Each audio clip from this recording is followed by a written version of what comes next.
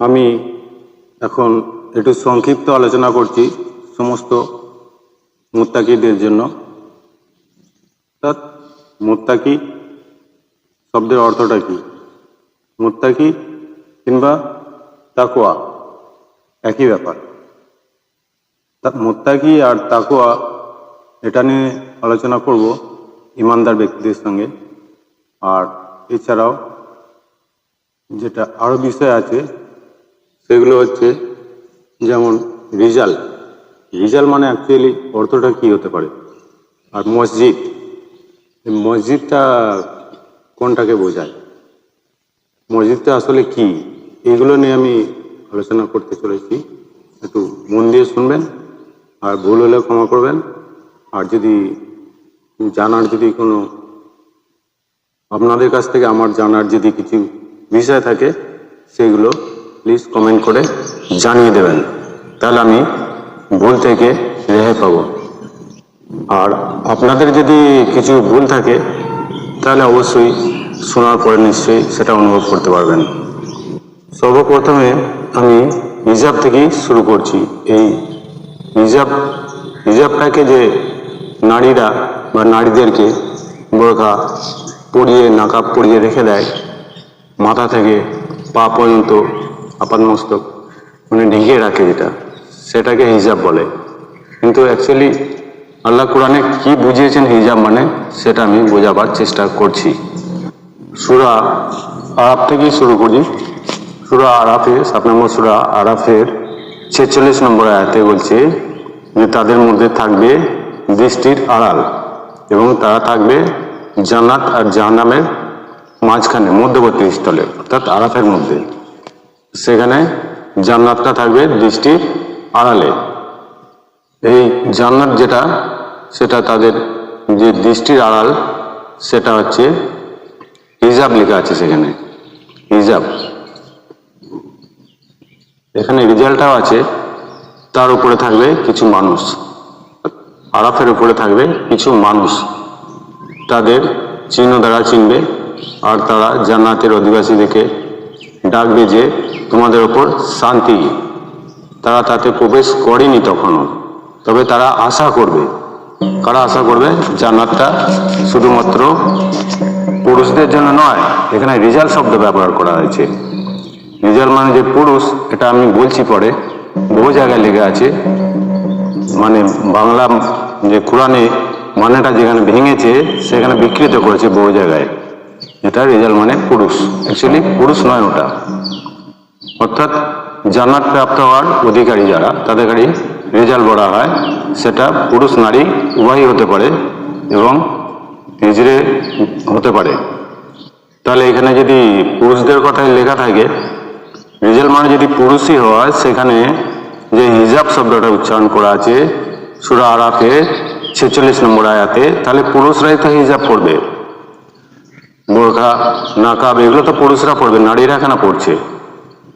Actually এই বাংলা ব্যাখ্যাগুলো বেশিরভাগ জায়গায় ভুল থাকার জন্য সব মানুষই এটাকেই বোঝে, ভুলটাকেই বোঝে। এখানে হিজাবটা আছে সূরা সাদের 32 নম্বর আয়াতে।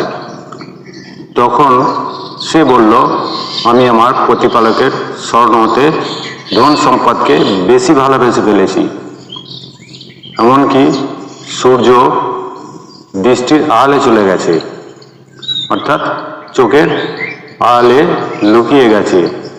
ওখানে হিজাব শব্দ ব্যবহার করা হয়েছে, ওখানে নাকাব বোরখা কিছুই নয়। কিন্তু নারীদেরকে নাকাব বোরখা পরিয়ে রেখে দিচ্ছে, ওরাও পড়ছে, ওরা তো জানে না আসলে বিষয়টা কি। এখানে রিজাল্ট শব্দ 22 নম্বর সূরা হাজে 27 নম্বর আয়াতেও আছে। সেখানে কি বলা আছে? সেখানে বলা আছে যে আর মানুষদের নিকট হজের ঘোষণা দাও, তারা তোমার কাছে আসবে পায়ে হেঁটে এবং কৃষকায় উঠের পিঠে চড়ে, দূর পথে পাড়ি দিয়ে। তাহলে এবার হজে যদি যায়, পায়ে হেঁটে যায়, সেখানে কি শুধু পুরুষরা যাবে রিজাল্ট মানে? নারীরা তো হজে যাচ্ছে, তো অনেক নারী হজে যাচ্ছে বা যায় বা গিয়েছিল। এখানে রিজাল শব্দ ব্যবহার করা হয়েছে। রিজাল মানে যে পুরুষ, এটা অনেক জায়গাতেই আছে কোরআনে, আমি বেশি বলছি না, অল্প কিছু আপনাদেরকে বোঝানোর জন্য বলছি। যেমন সূরা নিসায় 4 নম্বর সূরার 32 নম্বর আয়াতে এখানে রিজাল মানে পুরুষই লেখা আছে। অর্থাৎ মাদ্রাসার যেগুলো গায়রুল হাদিস অর্থাৎ লাওয়াল হাদিসের যারা পণ্ডিত, তারা এগুলোকে বিকৃত করেছে। সূরা নিসার 34 নম্বর আয়াতেও রিজাল মানে পুরুষই করা আছে, এখানেও বিকৃত করা হয়েছে। কিন্তু সঠিক মানেটা দেখবেন সূরা তাওবা 9 নম্বর সূরা অর্থাৎ 108 নম্বর আয়াতে এখানে রিজাল শব্দটার মানেটা সঠিক করা আছে। সেখানে কি বলা আছে? সেখানে বলা আছে অতএব তুমি, অর্থাৎ কোনো ব্যক্তিকে নির্দিষ্ট করে বলছে না, যে কেউ হতে পারে, যে ঈমান আনবে সেই, যে বুঝবে সেই, তুমি নামাজের জন্য সেখানে কখনো দাঁড়াবে না। আল্লাহর সচেতনার ভিত্তিতে যে মসজিদ প্রতিষ্ঠিত হয়েছে নামাজের জন্য, সেটাই উপযুক্ত, তুমি শুধু সেখানে নামাজের জন্য দাঁড়াবে, আর সেখানে তুমি পরিশুদ্ধ পিয়াসী মানুষদের পাবে, আর আল্লাহ পরিশুদ্ধ পিয়াসী মানুষকে ভালোবাসেন। এই পরিশুদ্ধ পিয়াসী মানুষটাই হচ্ছে রিজাল, অর্থাৎ এখানে রিজাল শব্দ ব্যবহার করা হয়েছে। আর বাকি জায়গাগুলো যে উল্টোপাল্টা হয়ে আছে, ওগুলো আপনারা বুঝবেন, দেখবেন এবং ভাববেন জ্ঞান বুদ্ধি দিয়ে, তাহলেই বুঝতে পারবেন। পোশাক যেটা জুব্বা পরে, বোরখা, নাকাব, এগুলো, এই সমস্ত পোশাকগুলো, এগুলো কোরআনে এইভাবে কোথাও লেখা নাই। ওরা যদি পড়ছে পড়ুক, অসুবিধা নেই, কিন্তু আল্লাহর বিধানের বরখেলাপ করছে, বিধানের বিরুদ্ধে চলছে, এগুলো ঠিক নয়। আল্লাহর বিধানের বিরুদ্ধে চললে কোনোদিনই জান্নাতে স্থান পাবে না, এটা কোরআনের আয়াতে আছে। আমি পরে ভিডিওতে বলবো, এখন বড় হয়ে যাচ্ছে ভিডিওটা। সূরা আরাফে 26 নম্বর আয়াতে সেখানে আদম সন্তানদেরকে কি বলছে, যে আদম সন্তানগণ, আমি তোমাদের লজ্জাস্থান নিবারণ ও সৌন্দর্য বর্ধনের জন্য পোশাক পরিচ্ছদ তৈরির জন্য কৌশল শিখিয়েছি। পোশাক পরিচ্ছদ তৈরির কৌশল শিখিয়েছি। তবে আল্লাহর সচেতনা যেটা হচ্ছে লেবাসুত তাকওয়া, এখানে তাকওয়া চলে এসছে, লেবাসুত তাকওয়া, আল্লাহর সচেতনার পোশাকই হচ্ছে সবচেয়ে ভালো পোশাক। তাহলে এর মধ্যে রয়েছে আল্লাহর নিগৃহ নিদর্শন, যাতে মানুষ শিক্ষা গ্রহণ করতে পারে।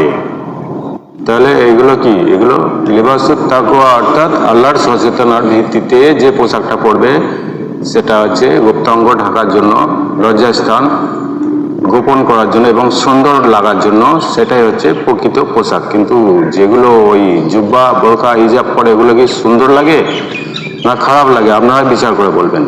আরো অন্য ধর্মের মানুষেরা তো চলাফেরা করছে সমাজে, তাদের এখানে কি সুন্দর লাগে না? মেয়েদের এখানে সুন্দর লাগে নাকি তারা লজ্জাস্থান ঢাকা দিয়ে রাখে না, খুলে রাখে? মুত্তাকি কিংবা তাকওয়া, এগুলো অনেক জায়গাতে আছে, আমি বলছি আস্তে আস্তে। সূরা তাওবার 123 নম্বর আয়াতে সেখানে বলছে, হে বিশ্বাসীগণ, তোমরা কাছাকাছি অবস্থান সত্য অস্বীকারীদের দৃঢ়তার সাথে মোকাবেলা করো, ওরা যেন তোমার অটল অনড় মনোভাবে দেখে। আর জেনে রাখো আল্লাহ সচেতনদের সাথেই আল্লাহ রয়েছেন। তাহলে আল্লাহ কোথায় রয়েছেন? যেটা আল্লাহর প্রতি যার সচেতন আছে তার সাথেই আল্লাহ রয়েছেন, যেটাকে মুত্তাকিন বলছে সেটার। সূরা তাওবার 44 নম্বর আয়াতে আল্লাহ বলছেন যে কে আল্লাহর সচেতন, এ বিষয়ে আল্লাহ খুব ভালোভাবেই জানেন। অর্থাৎ কে মুত্তাকি তাদেরকে আল্লাহ ভালোভাবেই জানেন। তাওবা সূরার 34 নম্বর আয়াতে লাস্টের দিকে আল্লাহ কি বলছেন, যে জেনে রাখো আল্লাহ সচেতনদের সাথে আল্লাহ সব সময় থাকেন। তাহলে এখানে সূরা বাকারার যে প্রথমে যে আয়াতগুলো আছে, এখানে কি বলছে, যে আলিফ লাম মিম, এ সেই কিতাব যাতে কোনো সন্দেহ নেই। কিন্তু এর বেশি তো বলে না আলেমরা। যেগুলো মাদ্রাসার পণ্ডিত এই পর্যন্তই বলে যে এতে কোনো সন্দেহ নেই। আরে বাবা, কিসের সন্দেহ নেই? কি বিষয়টা সন্দেহ?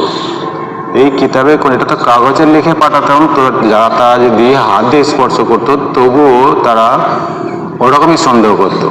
তাহলে কাগজের লেখা কিতাবটা কিতাব নয়, এই সেই কিতাব যাতে কোনো সন্দেহ নেই, সন্দেহের অবকাশই নেই। এই কিতাব আল্লাহ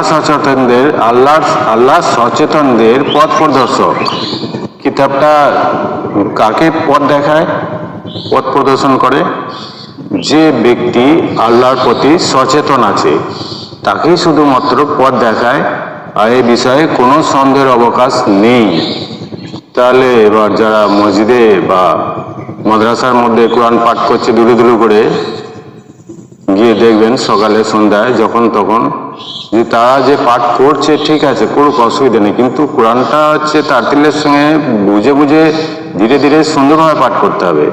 তবে তো আল্লাহর বিষয়ে সচেতন হবে, তবে তো আল্লাহ তাকে পথ দেখাবে, এই কিতাব তাকে পথ দেখাবে। কিন্তু তাদের গাড়ি কি পথ দেখায়? যারা মসজিদে বা মাদ্রাসায় যারা কোরআন পাঠ করতেই থাকে অনবরত, তাদের গাড়ি কি আল্লাহ এই পথ দেখানোর কিতাব তৈরি করেছে? যে আল্লাহ সচেতনতা তাদের মধ্যে, তাদের ধ্যানে জ্ঞানে আছে বলে মনে হয়? নামটা কি? তাদের বাপদাদারা যেটা, পূর্বপুরুষরা যেটা রেখে এসছে সেই নামের ইবাদত করে, কিন্তু অ্যাকচুয়ালি আল্লাহকে জানে না, চেনে না।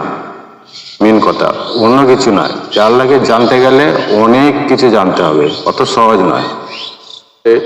এবারে মসজিদের বিষয়টা নিয়ে কোরআনে হাত দিয়ে বোঝাবার চেষ্টা করছি। যেটা আছে সূরা তওবা সূরার 107 থেকে 108 মধ্যে, সত্যকে ছেড়ে দিয়ে, 107 থেকে বলছি আমি, যে সত্যকে ছেড়ে দিয়ে বিশৃঙ্খলা, অশান্তি ও অবিশ্বাসীদের মধ্যে বিভেদ সৃষ্টির উদ্দেশ্যে মুনাফিকরা একটি অংশ পৃথক মসজিদ নির্মাণ করেছে। ইতিপূর্বে যারা আল্লাহ ও রাসূলের বিরুদ্ধে যুদ্ধ করেছিল, তারা গোপন ঘাঁটি হিসেবে এই মসজিদ ব্যবহার করতে চায়। ওদের কাছে গেলে ওরা শপথ করে, কসম করে বলবে যে আমরা নেক নিয়তে এই মসজিদ নির্মাণ করেছি। আর এখন আল্লাহ নিজে সাক্ষী দিচ্ছেন যে ওরা মিথ্যাবাদী। অতএব তুমি কখনো নামাজের জন্য সেখানে দাঁড়াবে না। আল্লাহর সচেতনার ভিত্তিতে যে মসজিদ প্রতিষ্ঠিত হয়েছে নামাজের জন্য, সেটাই উপযুক্ত। তুমি শুধু সেখানে নামাজের জন্য দাঁড়াবে, আর সেখানে তুমি পরিশুদ্ধ পিয়াসী মানুষদের পাবে। আল্লাহ পরিশুদ্ধ পিয়াসী মানুষকে ভালোবাসেন। তাহলে বোঝা গেল অ্যাকচুয়ালি মসজিদটা কাকে বলে। আমি ভিডিও বেশি বড় করতে চাইছি না, বিরক্ত হয়ে যাবেন বলে আমি এখানেই শেষ করছি। আল্লাহ সবাইকে সুমতি দিক, এই শুভকামনা রেখে আল্লাহ হাফিজ।